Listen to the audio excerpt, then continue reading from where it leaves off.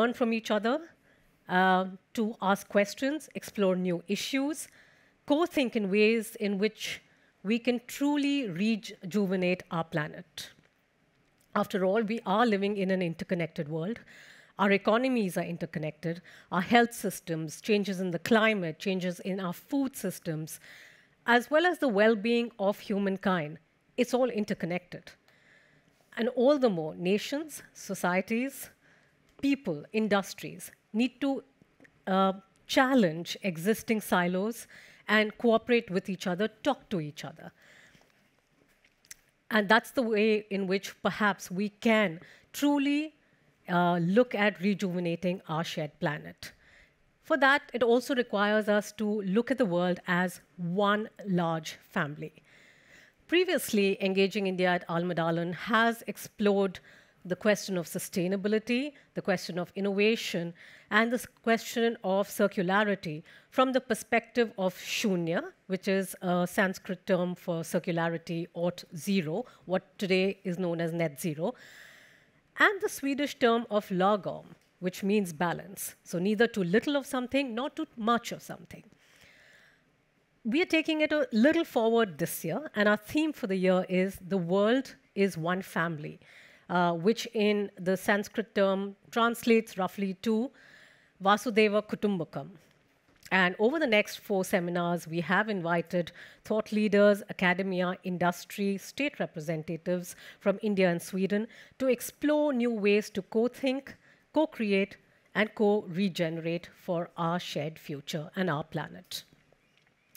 With this, I would like to invite Professor Emeritus Owe Ronström, a world-renowned ethnologist who works on culture, societies, islands, peoples, sounds, cities, urbanities, and of course, exploring the fundamental question, what really is sustainability? His research works are cited internationally. Professor Emeritus Owe Ronström is also a musician, awarded the title of Riksspelman, a Swedish honor given only to the finest of musicians for their mastery over folk music. Welcome, Professor. Thank you very much. Thank you, distinguished guests here in place and online, His Excellency, the Ambassador of India to Sweden, and panelists and participants. So welcome. As you heard, this is the first of our 4 seminars on the series of rejuvenating the planet and how Sweden and India can collaborate for a sustainable future. The theme of this seminar, as in previous years, is sustainability and sustainable development, and in particular, how collaboration between partners in Sweden and India can get us where we need to go. And you may certainly ask, how do we actually go where we have never been before? To realms you can hardly imagine, and that you may even seriously doubt if they at all exist.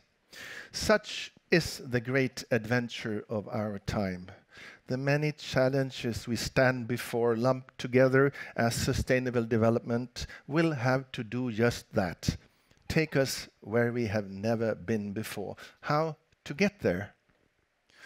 Fantasin till makten, fantasy or imagination to power, is the title of a thought-provoking study of utopian ideas in the Western world over 500 years by the Swedish historian of ideas, Professor Ronny Ambjörnsson. He finds that far-reaching utopian ideas have spread especially at times when there is a growing gap between possibility and reality, or when the accumulated knowledge cannot be fully realized and utilized because of society's organization. And we are now, I suggest, in the midst of a time conditioned precisely by an increasingly dramatic gap between possibility and reality, between knowledge and action.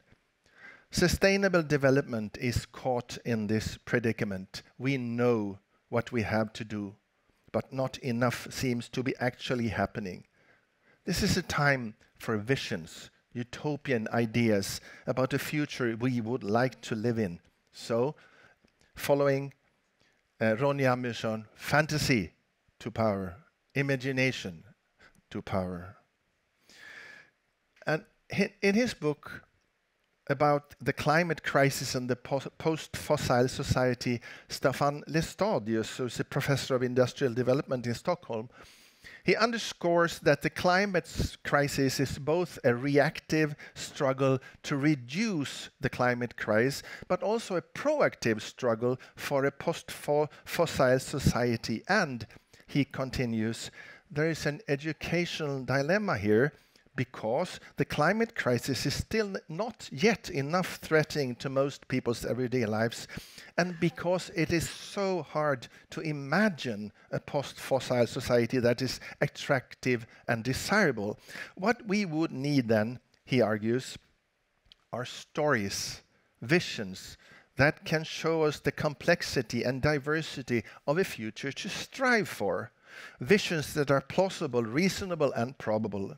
Instead of forecasts about how it will be, he writes, we need visions, narratives, stories of how it can be and how we would want it to be. Humans, we like to think, are the only animal gifted with this fantastic capacity called imagination. While animals, other animals, seem to live in a narrow isthmus of time and space, humans have been given the ability to imagine what we have not yet experienced.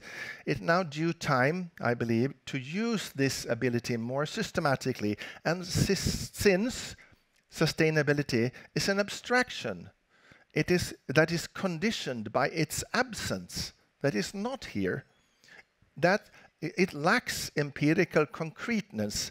That means that whatever we think sustainability is, its natural habitat is stories and images, visions of a brave new world to fight for. But as usual, we know only too well what we have, but not what we can get or how we can get it. So whatever the future may be like, we already know that it must preserve and maintain biodiversity on planet Earth. 250 years ago, the great social revolutions in Europe took off from a visionary idea of a contrat social, or a social contract that would regulate the relations between individuals and society, all the responsibilities, obligations, and rights. And in a country like Sweden, where trust in society's institutions is strong, the contract is extensive and well established. In other countries, it may be weaker and less extensive, but to function, every society will have to set some form of a contract, a contrat social, with its inhabitants. Now, the Swedish historian of ideas, Sverker Sörlin, has long pleaded for a nature contract so that we can start to make peace with the environment and refrain from using it as a shop where we can pick our goodies for our well-being without even paying. What we need, following Sverker Sörlin, is a nature contract that regulates our place on planet Earth, our relationship to the world we live in, so that biodiversity is not threatened. A core in social contracts over centuries, at least in our part of the world, have been the idea of commons, public domains open for everybody under certain conditions. And we will later on in this seminar here today hear more about the development of digital public goods from one of India's tech pioneers, Nandan Nilekani. But here I would like to underline that also a nature contract will have to establish commons and stipulate the moral rights and obligations of humans inside such commons, but then in a less anthropocentric and a more than human way, to ensure enough living space for all other species on this planet. What is required to set up a contract, such a contract, is of course a great deal of knowledge, empathy, and responsibility, but necessarily also a whole lot of visions, stories, ideas, imagination. These are three Swedish voices among many who have pointed out what we can, should, and perhaps must do to become more sustainable. Then how to go about it? Connect and collect is our answer, our answer today here. Connecting people, organizations, NGOs, nations, and set up conversations and collaborations and collect the good ideas and visions, the stories, the narratives that may lead forward. What we want to invite to in this series here in Almedalen week are conversations that can open up to such collaborations. And we believe that the triple helix model is central in this respect, that is conversations and collaborations between the triad of governments, universities, and industries and civil society. And the seminars here will include all these three parts. And of course, such conversations and collaborations have to be international, between nations. Today we have the pleasure of having the Indian ambassador to Sweden, Mr. Tanmaya Lal, here with us, and later this week also be welcoming representatives of the Sweden's embassy in India. But at the same time, we must realize that the imagination, the fantasy necessary to take us where we need to go cannot be nationalized. Nations are the reality that we now have to start from, work with. But our imagination, our visions and stories must be able to encompass something significantly bigger and more, and less. Therefore, we believe it's necessary to connect and collect voices and stories also from other places, such as Visby and Gotland. And one may indeed ask what we in Gotland, this island of 60,000 inhabitants in the Swedish pleasure periphery, have to do with what is happening in the vast Indian subcontinent. What comes to mind is an image of an ant inviting an elephant to a dance. But if there is anything that our work with sustainability issues has taught us, it's precisely that even the smallest ants can be good dancers, and good dance partners also to the biggest of elephants. So also small ants, small places can have big voices and have important stories to tell and listen to. Sustainability is an issue that requires us to connect the world of us island ants here in Gotland with the world of mainland elephants over the world and vice versa. So ultimately, sustainability is about the whole world, not specific places, islands, cities, countries, even continents, the whole world. In all directions, from deep down in the underworld and the vast oceans to the outer limits of the biosphere. In our seminars here, we have invited researchers and thinkers active on Gotland, in mainland Sweden and in India, not as local representatives, not as representatives of something, but more as visionaries, sharing with us their engagement for the world as one, as we heard, as in the famous phrase from the ancient Indian Maha Upanishad and Rig Veda, Vasudeva Kutumbakam, literally translated, entire world is a family. For again, whatever sustainability is, or rather will be, because will always be in the future, it is about us all in the most comprehensive of meanings. And in conclusion, echoing the famous book of Naomi Klein, the insight we have gained from all work hitherto is that sustainability is an issue that will change everything. And in such times, we need to connect and collect and nurture our imagination in every conceivable way and listen closely to the voices, even from the smallest of ants. Thank you.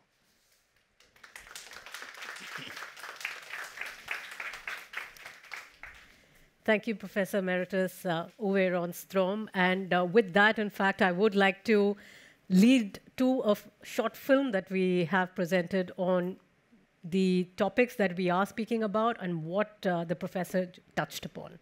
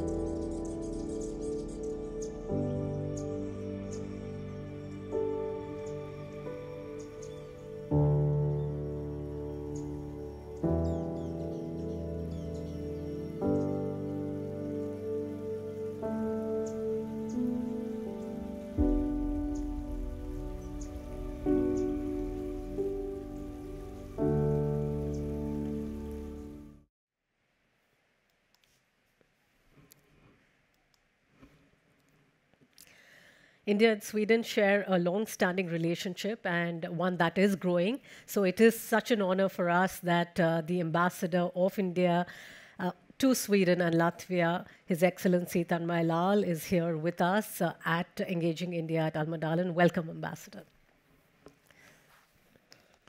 Thank you. We are, of course, really happy that you have come here on Gotland.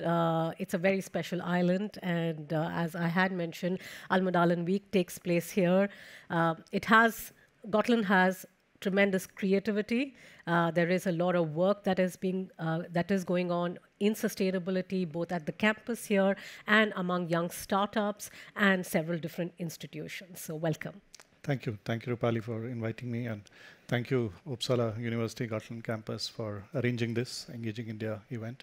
It's great to be here, especially at this time after the 2 years gap, I suppose, and good to see the energy and excitement outside, especially as Sweden also goes into election mode now, and with all the other geopolitical developments that are taking place. So it's great to be here. Thank you for inviting me. Well, India and Sweden, there is a growing interest in collaboration, especially when it comes to sustainability-focused research. And this is both among and between government to government, industry to industry, academia, among researchers, and among community and people. Could you share with us the cooperation that has been initiated between Sweden and India in the recent years, and what are the kind of outcomes or the progress that we are seeing so far? Thank you. I think if we look at the research and innovation aspect, that is one of the key themes in our partnership.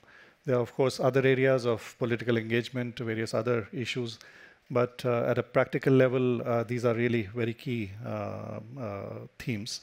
And when we look at what areas does this cover, research and innovation, we are really looking at sustainability as being the major theme, whether it is clean technology or smart grids or circular economy, life sciences, public health, energy efficiency. Those are the areas which are covered in these kind of research and innovation projects. We have something called the joint call for proposals, where we have joint projects which stakeholders from both sides co-fund. One such joint call is currently on. I can give you an example. It's actually on circular economy.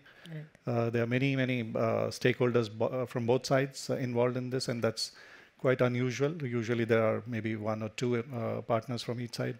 So from India, there are the Department of Science and Technology, Department of Biotechnology, Ministry of Earth Sciences.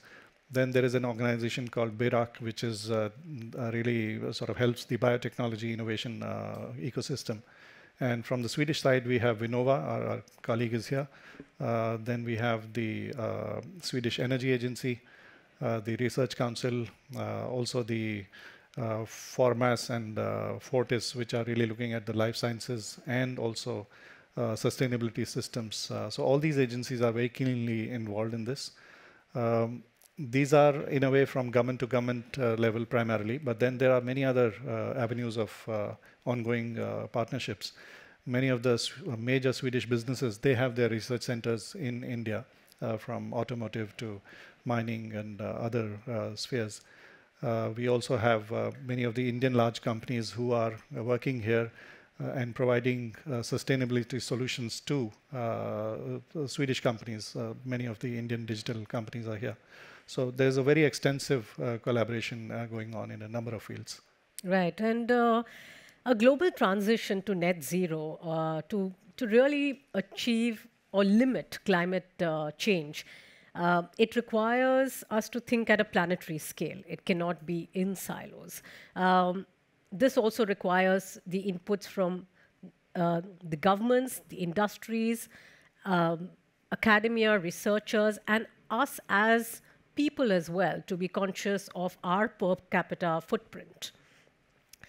India and Sweden are co-leading what is known as the Global Leadership on Industry Transition, LEAD IT as it's called. Could you share some more details on LEAD IT and what it really truly means for sustainability? on climate action or decarbonization, India and Sweden have been a long time partners. And it really goes back to 1972 when Sweden hosted the first UN conference on human environment, as it was called at that time. India was the only country other than Sweden which was represented at the head of government level. So the awareness about these issues goes back to that time, 72, before climate change even sort of came into parlance. So at multilateral level, there have been very long-standing collaboration. You refer to LEAD IT. This is a global initiative called the Leadership Group on Industry Transition, which was started by India and Sweden in 2019 at the UN Secretary General's Climate Conference in New York. This was aimed at seeing how we can facilitate decarbonization of what are called the hard-to-abate sectors, industrial sectors like steel or cement or mining or aviation. So the initiative brings together countries and major companies to see how we can move towards net zero. So it was created in 2019 September, I think, and after that there was pandemic period. But nevertheless, there have been many important developments since then.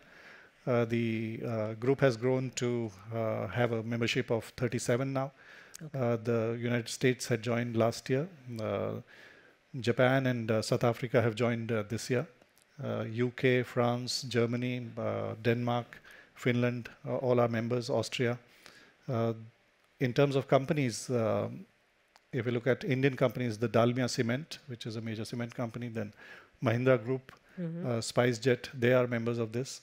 From the Swedish side, again, many big companies, Volvo, LKAB, SSAB, Hybrid Steel, these are all members of that. Right. The initiative is backed by the World Economic Forum, and also the Stockholm Environment Institute is the secretariat for this. So we recently had the ministerial, the next ministerial, which was held a day before the Stockholm Plus 50 in in early June. There again, a very useful interaction was held between various stakeholders, national governments, big companies, startups in this field. The secretariat itself brought out many interesting reports. I think they are also working on seeing how the supply chains for construction and building industry work. Right. How can they be made more sustainable? Then there is, they explore the role of international financial institutions in promoting the green steel, for example, the initiatives. So a lot of good work is going on, and many partners are joining in this initiative. Right. And if we are to talk about what would be, say, India's advantage, it would, the first point really that comes to mind is that there is an ability to scale, and there's an ability to scale quick. And this is being witnessed in the advancements in digital transformation and digital public goods, which we will hear Mr. Nilekani also talk about shortly. Now, what are the ways in which these technologies can benefit other nations to accelerate the attainment of sustainable development goals? Yeah, so when you talk about India, India is really 1/5 or 1/6 of humanity. It's among the fastest growing large economies. So you are seeing the scale there. If we look at the digital transformation, for example, it is really transformation in the right sense of the word. In very few years, the digital infrastructure has been created, which is both open and free. So these two characteristics have made it possible for the other players, including the private entrepreneurs, to then build upon that platform various services. So while on one level, this whole digital transformation has been has made it possible to achieve large-scale financial inclusion, so public welfare and financial inclusion, because it was able to create a digital identity, unique digital identity, biometric-based, for all the Indian citizens in a very short time. It also enabled let's say, opening of bank accounts for previously unbanked hundreds of millions of people. Then the UPI system enables the digital payments between on this platform, and also the sharing of data on the digital transformation platform. So all these things have helped to spawn a number of startups and other companies who have been involved in e-commerce or financial fintech or edutech, health tech or agri-tech, where previously it was very hard to reach the number of population that India has. Now with this technology being available and the whole infrastructure being available, it's very easy to reach out to them. So during pandemic, we saw that when everything was under lockdown and there were restrictions, subsidies or other e-services were made available to population instantaneously and in a transparent system. So this scale, another example is that you know, the mobile data usage is the highest in the world now in India per person. So it's around 18 GB of data per month per user. If you see the mobile data cost, it is the lowest in the world now, again because of scale. And that enables companies to reach out to a large section of population. We have, and similar things have been achieved, for example, in solar power. So because of the scale of solar energy that is being deployed, both at a very high level in terms of making airports run completely on solar power, or metro, Delhi Metro being run on solar power, railway stations and so on. The cost of operating solar has come down below thermal. So this is the advantage that scale offers, and other partners are many. I mean, we are working with many partners that they are interested in seeing how these solutions have been achieved and how technology can help us make this solutions available to a very large number of people. So both in terms of public welfare, but also in entrepreneurship. All right, Ambassador. One last question to you about the concepts that we are exploring here at Engaging India at Almedalen, which Professor Owe also referred to. Both India and Sweden have very strong value systems of circularity and zero or shunya in Sanskrit, and lagom, which means moderation or balance. If we connect this to the theme this year, the world is one family, or Vasudeva Kutumbakam, how can that perspective truly help us to relook at a lot of concepts of circularity, of sustainability, and the planet as one? I think this is a very interesting premise, because when you talk about lagom or the circularity or shunya concepts, they have many interpretations, but fundamentally, I think they talk about a interconnectedness or interdependence and balance, which comes.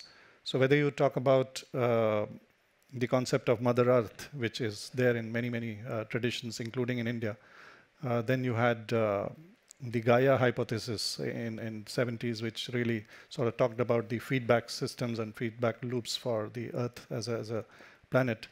It says that you can't have excess of anything, so you have to have a balance. So in that sense, and the other aspect is this, from this interconnectedness is at a larger level. Economies are linked, public health is linked, security is linked. So when you know that all these things are linked, any challenge, which is maybe climate change or any such challenge, pandemic, you cannot have silos of success. I mean, it cannot.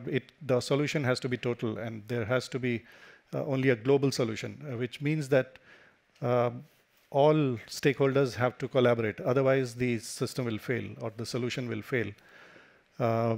In that sense, I think it is quite clear that the world is one family. You look at it from whichever way. You have seen recent past financial crisis, food and fuel crisis, pandemic, terrorism, many such things, and the climate change being the biggest challenge among some of these. I would like to add that both India and Sweden also have long traditions of development partnership programs with partner countries. And that again, in India's case, it has grown now. And when we partner with other countries, it is according to their priorities or their concerns, with a strong sense of sustainability now. So whether it is use of light materials, climate-friendly, renewable energy, or irrigation programs, all these things have this sustainability aspect built into them, which I think Sweden also has the same aspect. So both countries, I think, have a similar approach to not only what works for them, but also what would work for attaining a global solution to all the challenges. So I think the theme is very well suited for that. Thank you so much, Ambassador Tanmaya Lal, for coming here and sharing your insights. Very, very informative. Thank you so much for this conversation. Thank you. Thank you for that.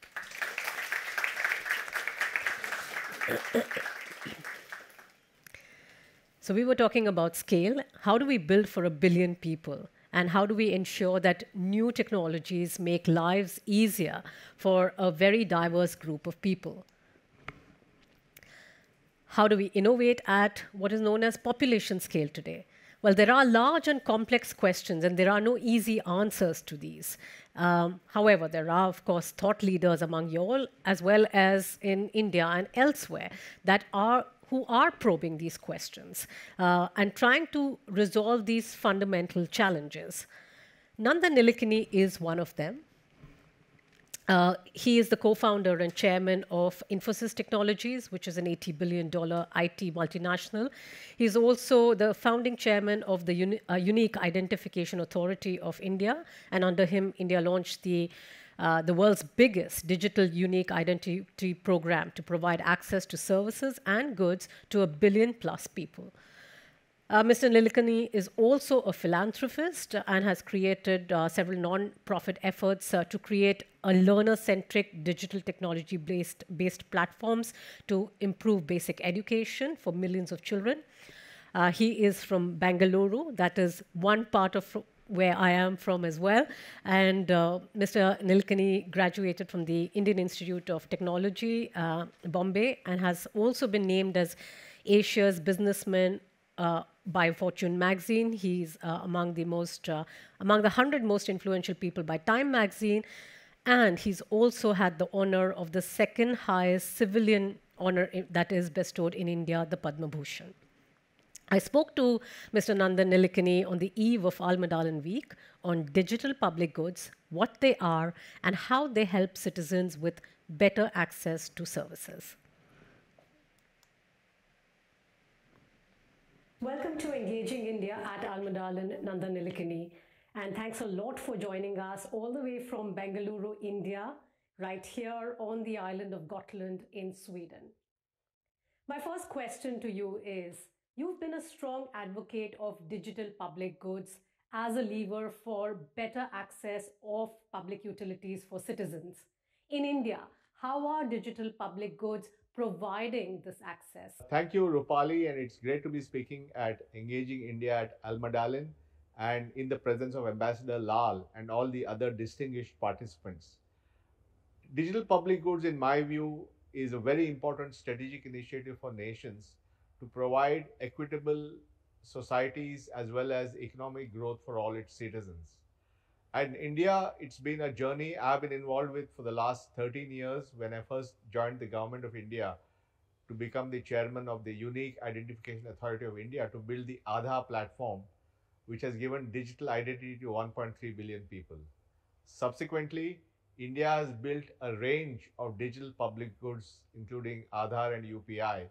And these are transformational things. And I believe that every country needs to do that to advance its society in a world where we're becoming increasingly digital in our society, in our economy, and in our lives. Perhaps the the genesis of digital public goods began about 13 years ago with the mission to enable digital identification for 1 billion plus people. And that was with the Aadhaar card, which is a 12-digit unique identity system. It has been called by the World Bank as the most sophisticated ID program in the world.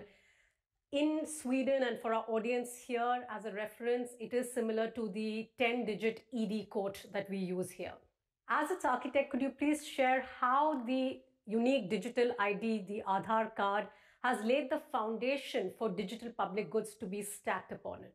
I think that's a great question. I think, yes, it's an ID number, but what's it's important is that it's designed as digital first from the beginning, which we could do because we are designing it in the 21st century. It is something that you can authenticate or verify online. So anywhere in the world, you can give your ID number and do a verification that you are the person you claim to be. In India, this was particularly relevant because a lot of Indians did not have birth certificates and they needed a new digital ID to be able to travel or take jobs and so on. And this is therefore a very foundational thing. But once you have the ID, you can also do what's called as KYC or know your customer. And you can do KYC to open a bank account, get a mobile connection, buy a mutual fund, buy a pension or an insurance policy. And therefore, suddenly you have access to resources. So apart from identifying yourself, you can also use it to unlock bank accounts and so on. And India has opened 700 million bank accounts in the last 6-7 years because of the acceleration possible through the electronic KYC. It's also the basis for direct benefit transfer by linking the ID or the Aadhaar number to the bank account. Governments can directly put money into people's bank account. And this has led to the world's largest DBT program in India. And that was very, very useful during the pandemic because a lot of vulnerable people got emergency money from the government directly into their bank accounts, talking about more than 100 million people. So all these technologies are essentially helping in social development, in equity, in benefit transfer, and in providing access to services for the residents of a country. That's really interesting, Nandan. And when we speak of transformation in India, we are speaking of scale. And that's something that you managed with the Aadhaar card and are now building with digital public goods. So my question to you is twofold. One, when you speak about population scale and planetary scale, could you elaborate on what you mean by that? And secondly, what is the role of the government vis-a-vis the industry, vis-a-vis the public when it comes to digital public goods and large-scale transformation? Well, first of all, let me explain what I mean by population scale. Population scale is building digital products and services where every person in a country can get equal access to. And in India, where you have a population of 1.3 billion people, it means every one of those 1.3 billion people should have access. For example, every one of them should get a digital ID, every one of them should get a bank account, every one of them should get access to mobile services and so on. So that's about population scale. And it's not just about scale, it's also about using the latest technology, making it online, making it interoperable, making it function in a way that you can go anywhere in the country and get access and so on. Now, these are ideas which have global applicability. And therefore, the question now is, if people believe that these are good ideas, how do we take them globally? And for that, recently, we have set up a new organization called Co-Develop, which is jointly set up by the Gates Foundation, the Rockefeller Foundation, the Omidyar Foundation, and my philanthropies. And it's a non-profit philanthropic plan to take these technologies and these capabilities of digital goods to countries around the world, which is when it becomes a much bigger opportunity. And we very much believe that these have to be done in a way that the basic rails are provided by government, but all the innovation can happen on top of these rails, either by private companies or by social entrepreneurs. So there's a clear understanding of the difference between the role of the government to provide the basic rails and the role of innovators in the private and social sector to build on top of these rails. This is really interesting, Nandan, and I am going to pick up a few threads from your response on the concept of portability and digital public goods anywhere and anytime. And could you elaborate a bit on that? And secondly, how can the India story be replicated in other nations when it comes to building a solid foundation for digital public goods and services? Well, I think portability is very important in two ways. One is people are mobile. So, for example, if I have an identity which works in the city of Patna in Bihar and I travel to Bombay or Mumbai, it should work there. So, mobility of your identity or mobility of a bank account, you can operate it from anywhere is very important. Similarly, this portability gives you a choice.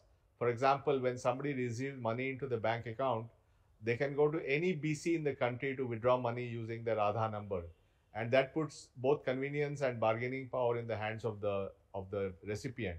So portability and mobility and choice are very important design principles to make digital public goods people friendly. And I think that the idea is this can be taken elsewhere. And for that, for example, in the area of ID, there's a open source project called MOSIP, which has been developed, which is a open source ID platform. And that is been built at IIIT Bangalore and funded by many of the global funders. And that is being now implemented in Morocco, in Africa, and Philippines in Asia.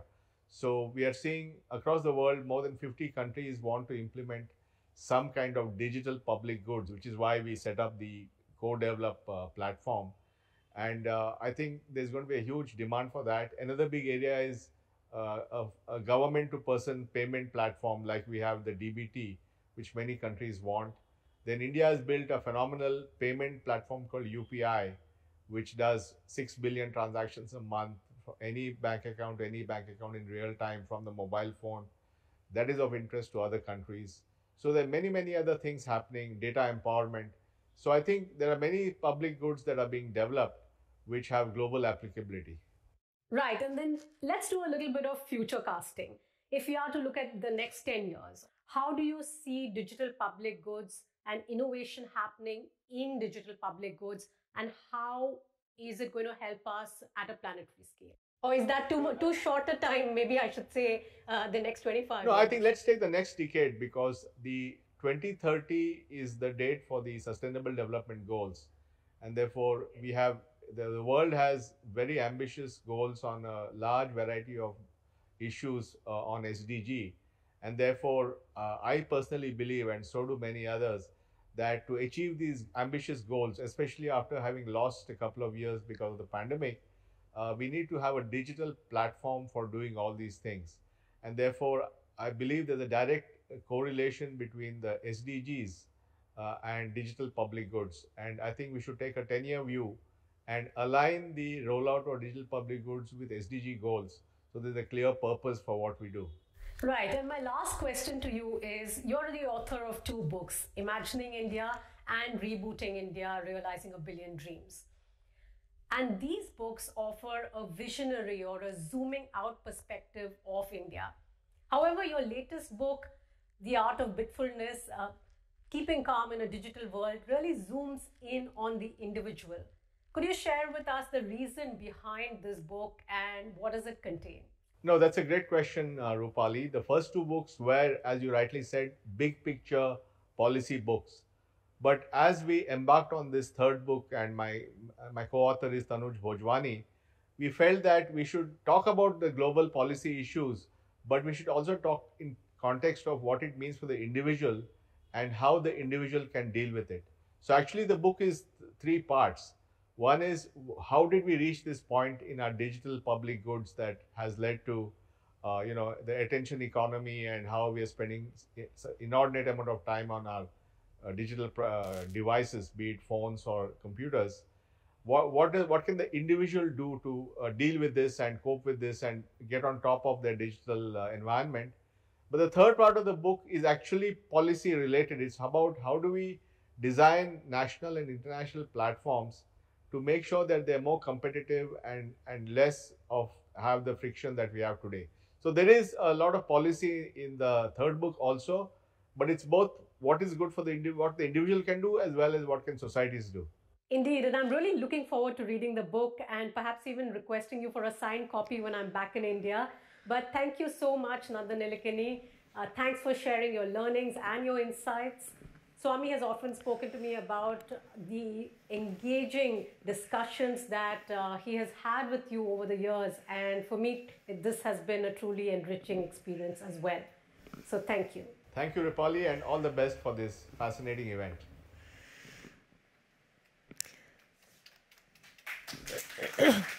Well, we'll convey the claps to him. Thank you so much for that. And from India, now let's come back to Sweden.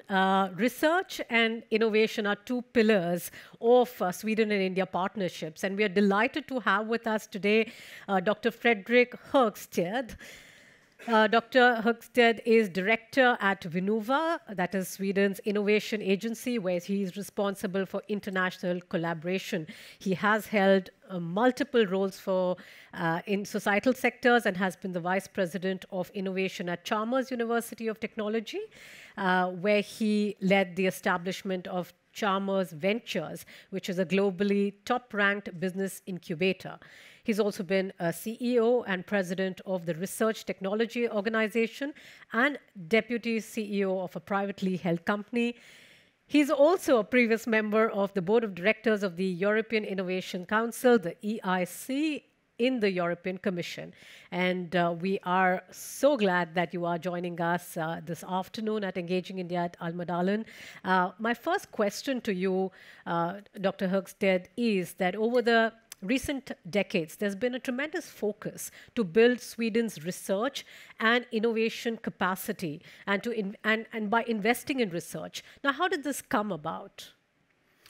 Well, I think it's a gradual insight that the Swedish welfare model that we are currently in, it has some clear pillars. It builds on a trade surplus and export of services and goods. That really drives Sweden. So if trade and export stops, then Sweden stops more or less. Because then we lose employment, then we lose tax revenues, then we lose welfare, and then we lose the economic surplus. But in terms of innovation, if innovation stops, then trade and export stops. And if we don't have research in deep tech, then innovation stops. And it's that kind of entire picture, the holistic view of international collaboration that we are currently in. And it has been throughout the last decades or so, deepening insight that this must be a holistic view in all layers, not only on actor levels, but also between authorities at policy level. Hence the really strong tradition that we have when it comes to Indo-Swedish exchange. Yeah, and that's, I'd really like to reflect on that a little more. Your responsibilities, of course, include strengthening international cooperation in research. And over the past few years, the research interest and opportunity between Sweden and India has grown. Why is this so important? I think it's really important to Sweden and to the rest of the world, and it goes both ways.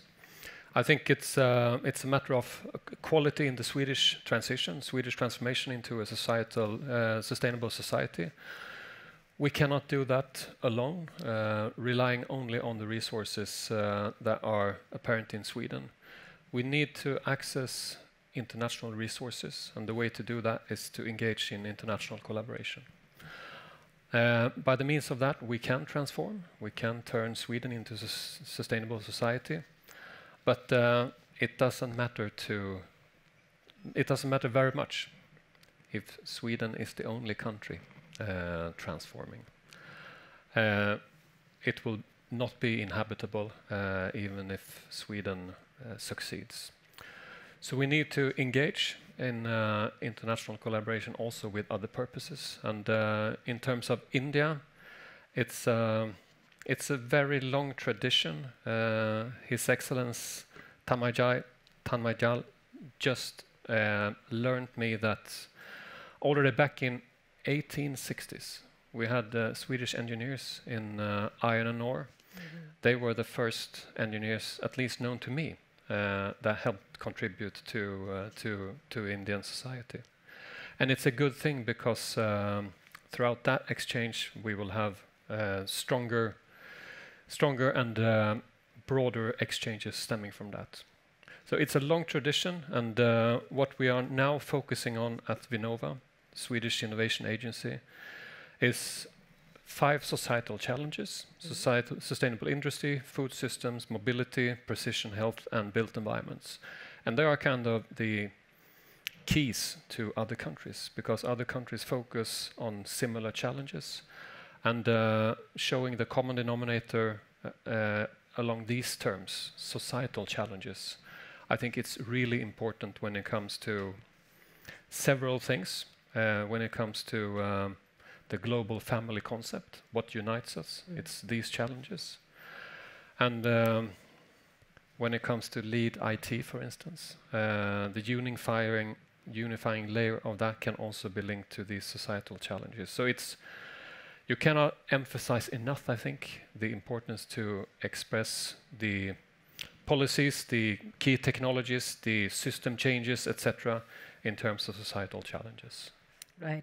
Thank you so much, Dr. Frederick Högstedt, that you made it and shared your views here about Vinnova, about future research and the importance of collaborating on research between Sweden and India. Thanks a lot. Thank you.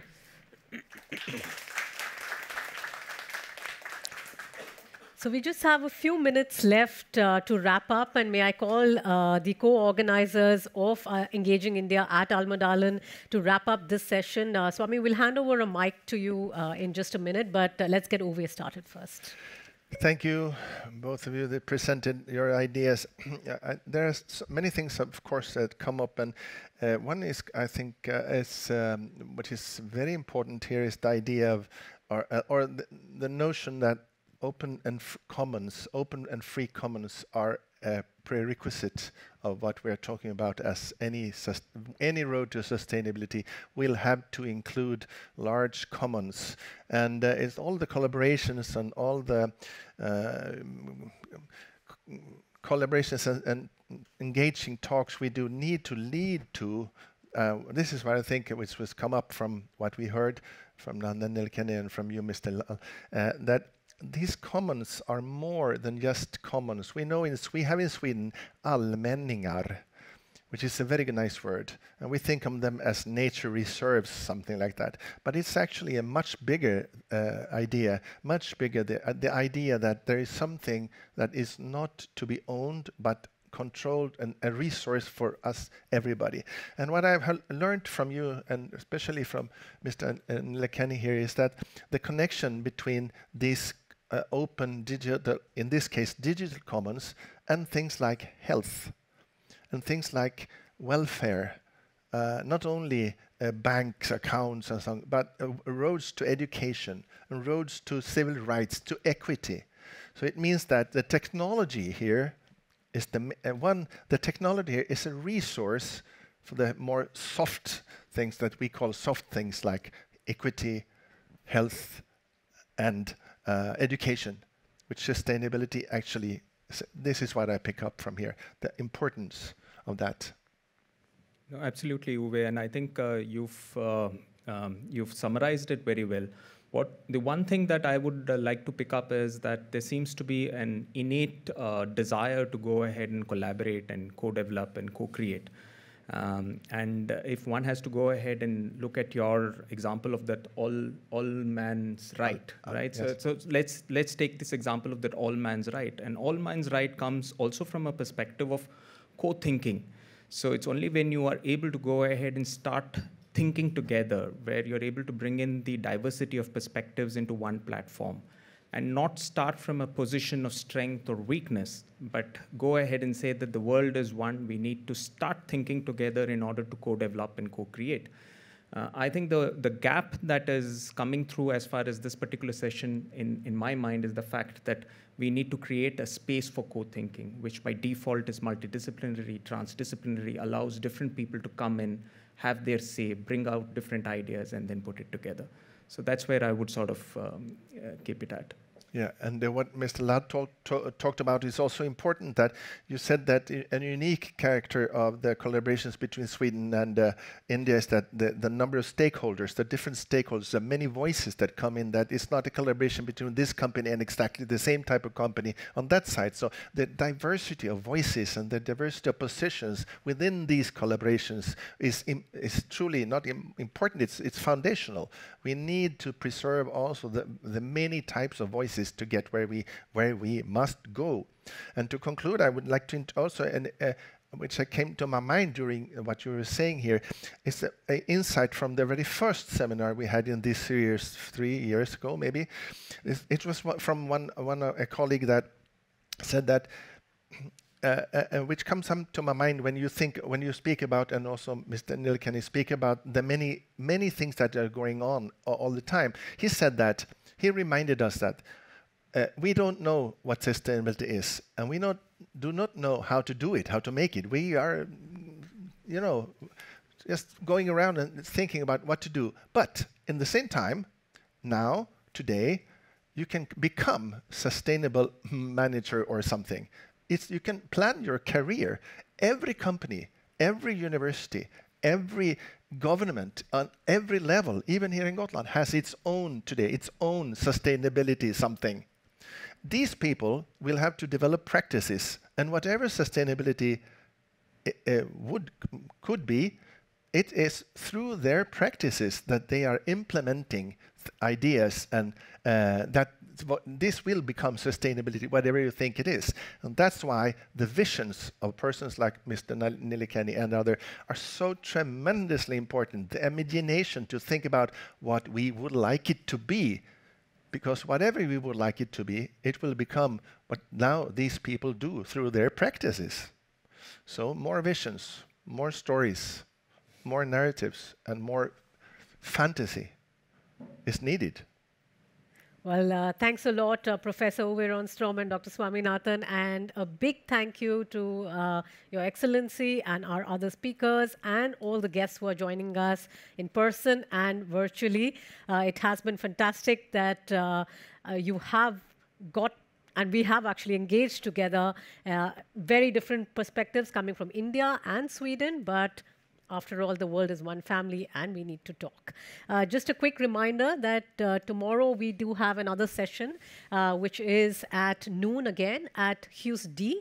The question that we are exploring is, what are the pathways to energy transition towards climate neutrality for Sweden and India? So all are welcome. Thanks a lot. Thank you. Thank you.